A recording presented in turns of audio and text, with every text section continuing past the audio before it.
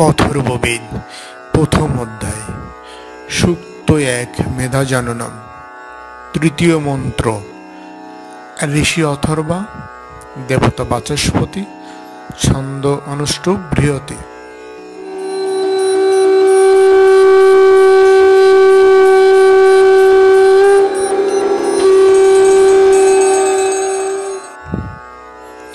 তৃতীয় মন্ত্র ইহৈ বাভি বি তনুবে আত্ম ইব জয়া বাচস্পতি নিজস্বতু ময়্যবস্ত বহিত। বঙ্গা অনুবাদ।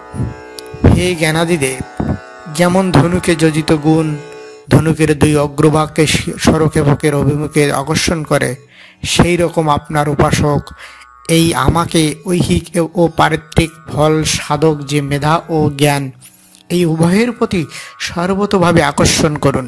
হে আমার পালনকর্তা, আপনি আমার বিষয়িনী বেদরূপা বাণীকে নিয়মিত করুন, যাতে আমার সমুদায় বাক্য পরমার্থের অনুসরণ করে, সেই রকম বিধান করুন। আপনার অনুগ্রহে আমার শাস্ত্রজ্ঞান আমাকে সুস্থির করুন।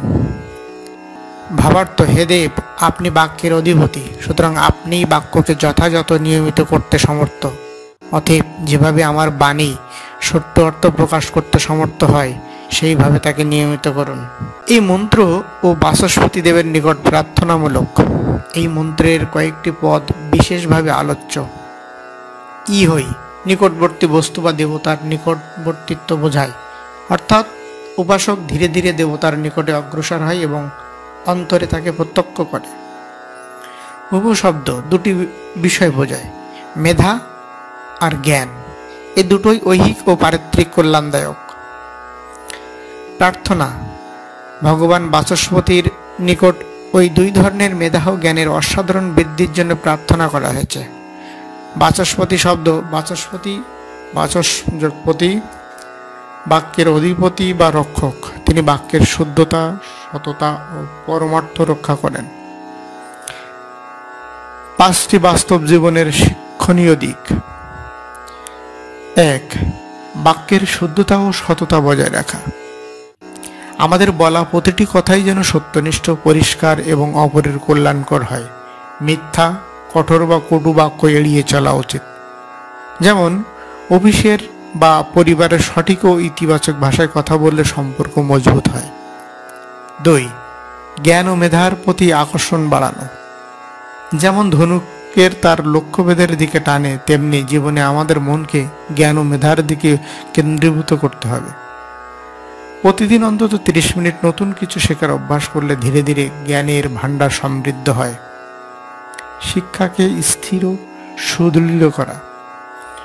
গুরু, শিক্ষক বা বই থেকে প্রাপ্ত শিক্ষা সাময়িকভাবে না থেকে জীবনের অংশ হয়ে উঠতে হবে। উদাহরণ, শুধু পড়াশোনা নয়, শেখা বিষয়গুলোকে কাজের জায়গায় প্রয়োগ করলে তা স্থায়ী হয়। 4. ঐহিক ও পারিত্রিক কল্যাণে জ্ঞান ব্যবহার। জ্ঞান শুধু চাকরি বা সম্পদ অর্জনের জন্য নয়, বরং আত্মিক উন্নতি ও অন্যের উপকারেও ব্যবহার করতে হবে। উদাহরণ, চিকিৎসক জ্ঞান দিয়ে রোগী সুস্থ করেন, এটি ঐহিক কল্যাণ। আবার সততা, নৈতিকতা রক্ষা আধ্যাত্মিক কল্যাণ। নিজেকে দেবতার নিকট টেনে নেওয়া।